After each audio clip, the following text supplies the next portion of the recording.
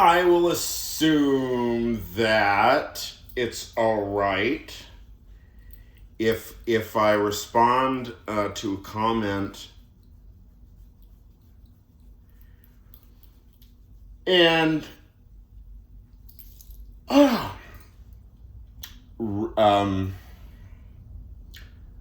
read the comment, because the comment is so dense and it's fantastic.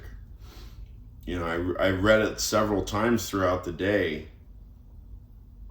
and you know, I think it's really like an example of what I would expect a lot of the conversation to be.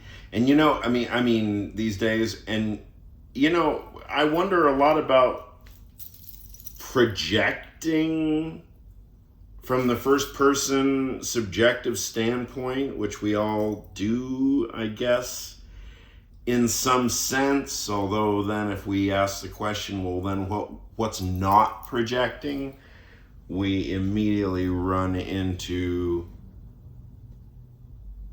absolute dead end. So I don't know. I mean, I almost feel it mostly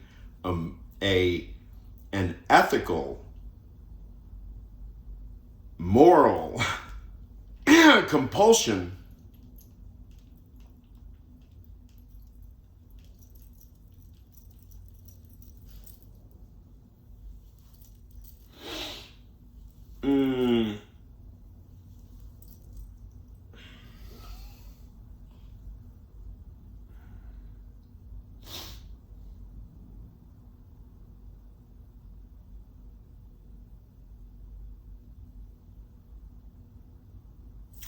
a moral, ethical compulsion.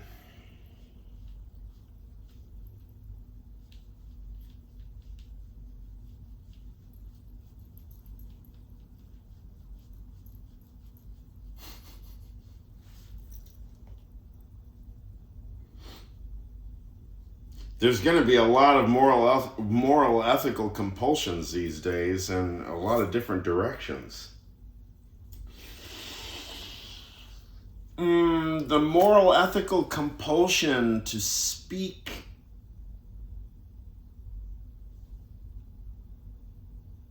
notice the difference between the locutions speak truth to power and just speak truth.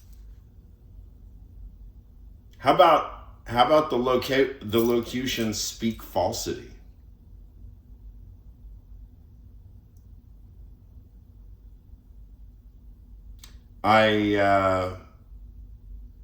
With that, I'll read from the comment, and then I will reassess at the end whether I have anything to say.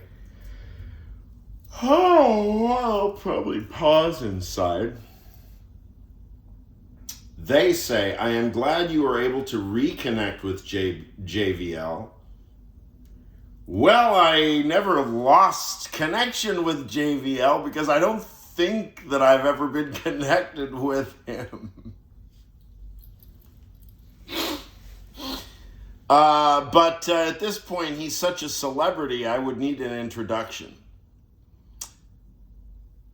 Even though I did email him, I can't imagine that he's actually, you know, I mean, how much extra energy does JVL have for strangers? You know, if there's not an introduction, there's literally a kind of, well, it's a bit more complicated. Nobel Prize, which I was probably saying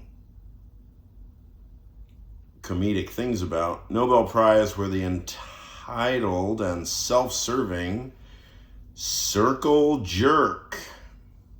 But hell, you already know that game, I infer. Hinton. Oy vey, what a pathetic illiterate that is afflicted with the common lack of knowing that there is not fruit to be had. Illustrated in Der Zauberlehrling. And then in parentheses, Herr, die Not ist groß.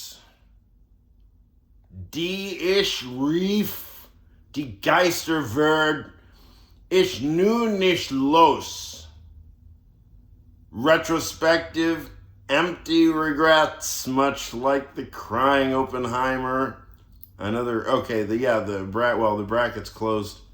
Oh no, the brackets are still there. Anyway, Oppenheimer at that point afflicted, brackets, with terminal cancer, close brackets, while misrepresenting, take note, he says, they say, I don't, he says, I talk about projecting. They say, it's a they.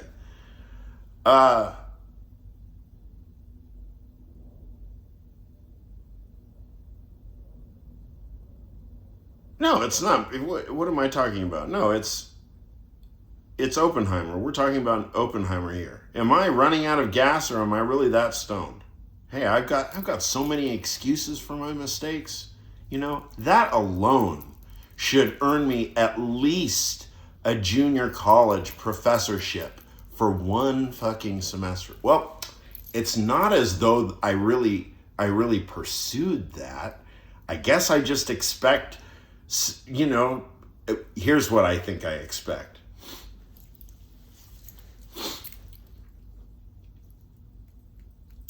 I think, and this is the male id speaking, you just see, this is why I have to do this and everything. I'll try to make the language soft. But see, of course, then you can say, well, Dimitri, obviously you can teach philosophy at that level, right? And I'll probably say, well, yeah, I could if I wanted to. Well, so then why the fuck don't you? Yeah. Because I guess as a man, I expect a beautiful and obviously highly cultivated lady to knock on my door and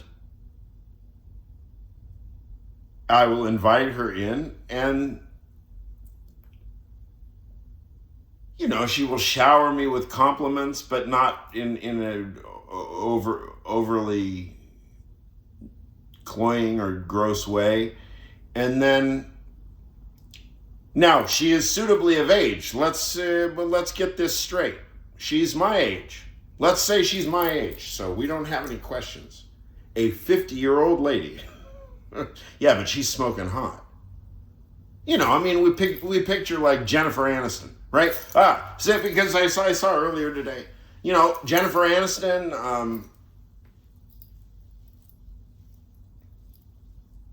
that'd work. I think we're the same age. Maybe she might be older. I don't know. See, this is now, look, I attempt to be a grounded, sober thinking, thoroughly, sophisticated, probabilistic, allowing for relativized positions, lots of complexity. Hey, Jah Rastafari, right? But what does that say about my motives as an individual, or as a philosopher, as an individual human, or as a philosopher, or as a man? Because if that happened today, I would proudly call all my friends tomorrow and say, hey, you know what? I'm going to be teaching a semester at, like Long Island University. That's not a junior college. But I'm just thinking like locally here. There's a few places. There's a lot of pretty serious financial, look where my mind is, disgusting, greedy Americans. Financial institutions of learning, Dimitri, Jesus. It just in Brooklyn here, it can happen. But only if, twin Earth, Ursat's twin Earth Jennifer Aniston shows up. And if she shows up tonight, that would especially be good, right? Because, it's more like the ambiance is nice, right? So if that woman came and, maybe we had a drink, we go down to the local bar, have a drink, talk about, so do you think you're interested, Dimitri? Oh, well, no, I don't know. I'll ask you some questions about the gig. What is it? Knowing it, I know that they know that I know that they know that I've already committed myself in advance to that I won't accept money for teaching.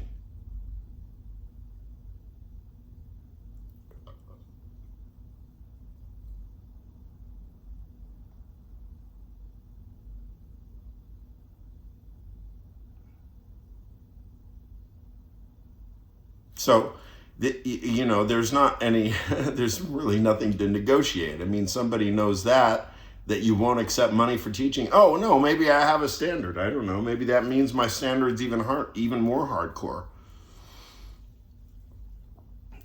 Why wouldn't I believe that? All our academic institutions are rubbish anyway if they can't oppose the government of Donald Trump. Is that what Kate McKinnon's impression of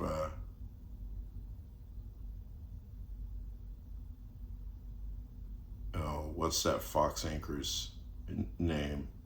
Ingram. Laura Ingram. Donald Trump. Laura Ingram.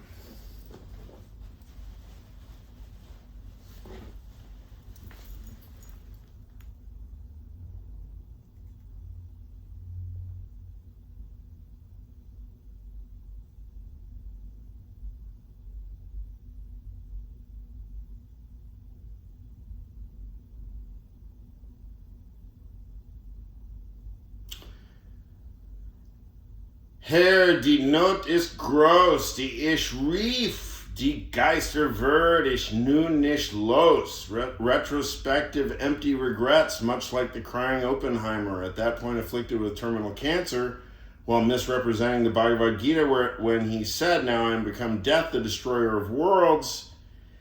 The original Sanskrit text translates closer to, quote, time am I, great destroyer of the world. Misusing Kala, now I don't know, are we talking about Kali, K-A-L-I, Kala, K-L-A, there's an asterisk, for poetic license to dramatize.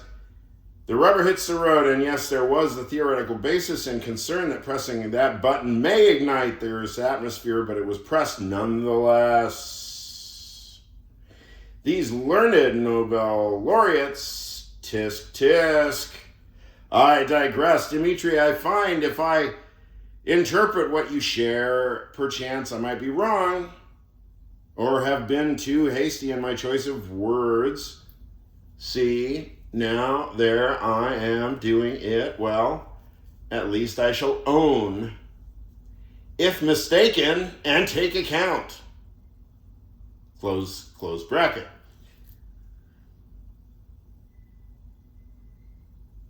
Dimitri, I find if I interpret what you share, place in focus, frame that action without thinking in capitals, thinking, T-H-I-N-K-I-N-G, is for the sake of the subjects, whatever half-baked crap that may be, outcome, devoid of any grounding in responsibility, authenticity, thus a vapid, malignant jungle spreads in capital P, O, capital P, parentheses, ULARISTICAL, close paren, popularistically, that is, appeal to mass, for no sake of anything other than the unaware, illiterate, sheltered, parentheses,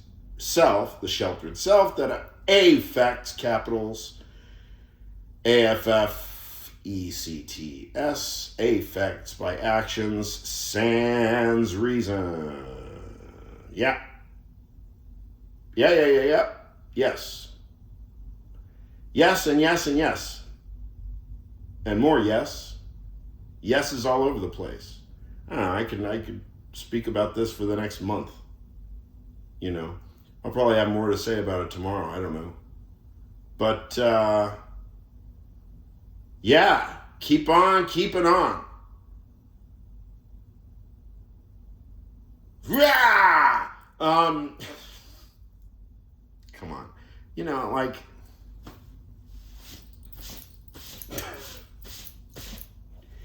It's just utterly baffling to me. How on earth can people think that reason is dead? They've literally never heard of the concept petitio principii. And they use the phrase begging the question as though it means to refer to a pressing question. That is the state of our epistemology.